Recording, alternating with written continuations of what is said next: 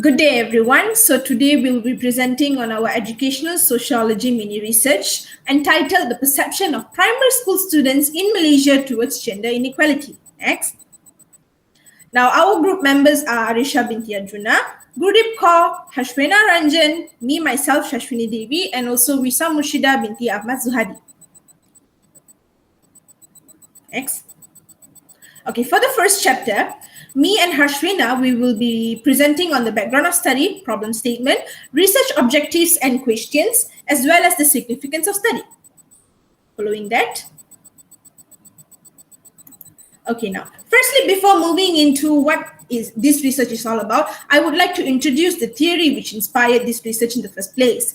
This research is basically based on the feminist theory in sociology, which actually highlights the limitations faced by the female gender as compared to males. It also looks into the absence of equality between the genders and also the discriminations faced by female genders due to superiority of the male gender. To support this theory, there are a few recent studies which highlights the issues of gender inequality. According to D. D'Amico, Jahromi, and Guinto in 2021, they mentioned in their book, Women and Sport in Asia, that females participate less in sports and physical activities in general because they face discrimination in terms of stereotypical views, social norms, and even lack of representation. Next will be another recent comparative study by Sultana and Zulkifli in 2013, which also revealed some discrimination in terms of education in Malaysia. Some participants from this study believe that women are not suited to study science and technical subjects. Next, we will now look into the problems faced by Malaysian females.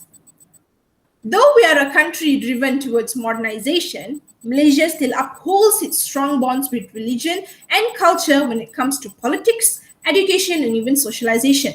A study by Kim et al. In 2019 proved that proverbs are a major contributor to stereotypical views of the female gender here in Malaysia as well as in Korea. This is so, proverbs were believed to be the main socializing agents which play an important role in upholding important social and cultural values, beliefs, and attitudes through which children then later would learn gender-appropriate behaviors, accept gender assumptions and perspectives, and also acquire gender-specific characteristics which will then deeply root into their traditions of the society. Next would be religion as a huge barrier to sports and physical activities for females to enjoy. In the book Women and Sport in Asia, it was stated that when females are involved in any physical activities or sports, it is considered unfeminine. This is so because the Muslim culture and Muslim women were required to cover their awrat, which is their bodies, and sports clothes are considered to be inappropriate for a girl or a woman to wear. Lastly, the comparative study by Sultana and Zulkifli in 2013 revealed that women were expected to only uphold a traditional lifestyle, and which became a barrier to female genders getting a better education. Majority of their respondents are closely linked with a traditional ideology for females in society where when parents were given to choose only one child from their family to further their studies, many opted to choose their sons rather than their daughters. This is because they believe that the main role of a woman is to be a good wife or a mother. This is all from me. I will now pass it on to HARSHVENA to elicit more on the research's objective, questions, as well as the significance. Thank you. I am HARSHVENA RANJAN, and I will continue with the research objectives and research questions. So, according to the explanations given by SHASWINI, our previous presenter, it is now clear that most Malaysians live in a mindset that the female gender are far inferior compared to males. Following that, even children learn stereotypical gender views and assimilate those views in their daily lives. On that account, it is obvious that unequal views of the genders exist even in primary school levels. Hence, this is why this research aims to observe the stereotypes between male and female among primary school students and to examine the impacts of stereotypes towards primary school students in Malaysia. And the research questions are, the first one is, what are the stereotypes faced by male and female primary school students in Malaysia? And the second research question is, what are the impacts of the stereotypes faced by primary school students? Next, we'll look at the significance of the study. So, this research is important because the findings of this research will contribute greatly to parents, teachers, and peers who play a crucial role in a primary school student's life. So, this research reveals that stereotypes begin at an early age in an individual. People will realize that stereotyping students based on their gender from a young age will leave a powerful impact on their perceptions of people of other gender. Moreover, students, parents, and teachers will consider changing their views towards stereotypes and will promote gender equality among students. Furthermore, people will encourage students to fully accept themselves rather than trying to fit into irrelevant and stereotypical standards. Finally, people who impose such stereotypes on young students will realize that it changes the student's personality and limits them from reaching their full potential. We researchers believe that students will finally have the opportunity to discover what they are truly capable of and achieve their dreams instead of changing themselves to please the society. Next. Okay, I'm Gurdeep. So we will be looking at literature review. So in our literature review, we have looked into few evidence citation to support our study. These reviews are essential to our study because it helps to elaborate more on the focus of the study. So we are looking at feminism theory, a feminism where it mentions that feminist scholars have offered a broad definition of feminism that includes issues, equality, valuing what is female, political inclusion, and freedom of choice. Next, we are looking at gender inequality, which was quoted from Aksoy, Uston, and Sorrell 2019, where it discussed about the gender inequality definition. Next. We are also looking at perceptions of gender inequality by multiple writers, where it focuses on the student of boy students, where they have more sexist and traditional perception regarding gender roles compared to girls. Next, the school environments to gender bias, a study by Malik and Mirza in 2014, where it mentions that classroom learning environment is a determinant of students' academic achievement and behavior. Next, last one, which is gender inequality in school by Malik and Mirza 2014. And this study is regarding gender differential academic achievement of students in single-sex and co-educational primary schools in Pakistan. That's all from me. I'd like to pass to Isha. So I'm ARJUNA. I'll be talking about the methodology of this research. Next. So the first one is research design and method.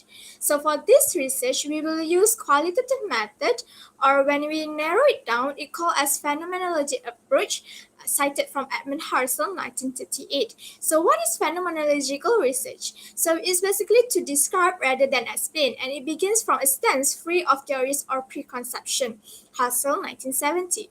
Thus, this research focused on qualitative method, such as interviews, to explore the perception of primary school students in Malaysia towards gender inequality. Next.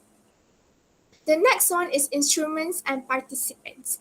So the first one is the focus of this research is upper primary students' perception towards gender inequality.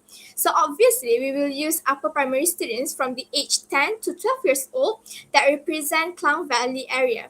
So all the 8 students, which means that 4 boys and 4 girls, were interviewed with the same question that cover the purpose of this research. Okay. However, the level of grade and variation of school will take for a consideration. Even though the participants will use voluntary sampling from Zoltan 2007. Next. So for data collection procedure, after we obtain the consent from parents and students, we will use semi-structured interviews and there are 8 open-ended questions that will be asked to the participants. So the first 4 questions focus on research question 1, and the last 4 questions will focus on research question number 2. So all the 8 questions were adapted from the book 1998 journal article Qualitative Method Interview Question. Next.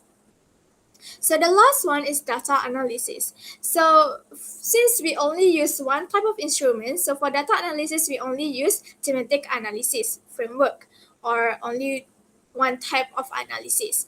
So for data analysis, as the data were collected using one instrument, we will investigate on the impact of primary school students towards the feminist theory and to observe the stereotypes faced by male and female primary school students in Malaysia.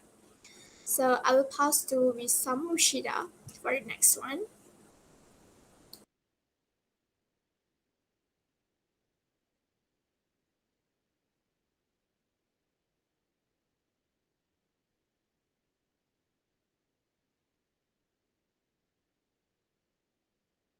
Oh, sorry. Please unmute. Yeah. Still can't hear you. No.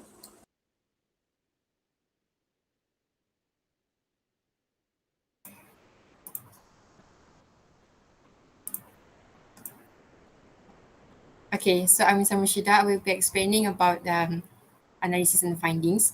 Okay, so for the generating themes, there are quotes and themes. Okay, the quotes are students' perception on gender inequality and acknowledgement falls under the opinion of students on gender inequality.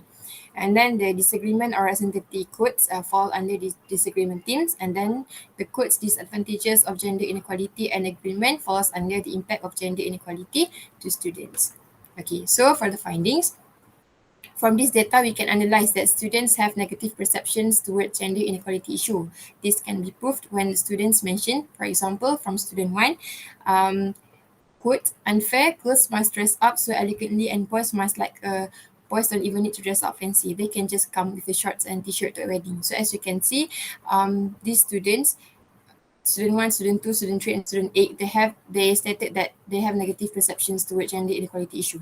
And then to add on, other students also gave their negative perceptions on the gender inequality issue, except for one student, which is student 7. His response to the issue was, I quote, no, I think it's fair, but some boys just don't know how to cook like girls. All right. And then the next finding is, moving on to the disagreement theme, few of the female students mentioned in the interview that they disagree with the stereotypes that people have on gender inequality issue. So this finding will answer the first research question and the research objective. Okay. Students believe that both genders must be treated equally without having to be jealous with each other. Okay, student 1 stated that no, because if somebody says something, I will end up doing it. When she was asked the question of the kind of thoughts that people have about clothes that makes her feel uncomfortable. Student 2 also supported student 1's statement. And then one of the male students also mentioned and agree with the statement. All right. And then the next finding is gender inequality clearly has caused an impact towards the student's life. This finding will answer the research question number 2 and research objective number 2. The stereotype that existed in society has caused some disadvantages in some of the students' life among their surroundings. Student 4 has mentioned in the interview that, I quote, my elder brother will go to his friend's house because of projects, but I cannot go. Okay, so we can see that from his statement, it could be seen that girls' lives are more controllable than boys because they wouldn't even be allowed to go out of their houses without concerning the parents. Student number 8 also support student 4 statement. And then from both statements from the above, the female student and male student both went through a different kind of stereotypes that society has over them, and it has caused a different impact on their lives. Okay, and then for the recommendation, at school, teachers need to be fair in providing tasks to the students or provide the same kind of system to the students. As you can see, almost every schools have this kind of system where boys need to be the leaders and girls need to follow. But maybe teachers will need to change the system to be fair. Okay. And then at home, parents should be treat both their son and daughter, male and female, with fairness and provide them with the same kind of responsibilities, so it wouldn't create unnecessary jealousy or fight between both genders, and shouldn't make any effects on them. Okay, so I think that's all from us. Thank you.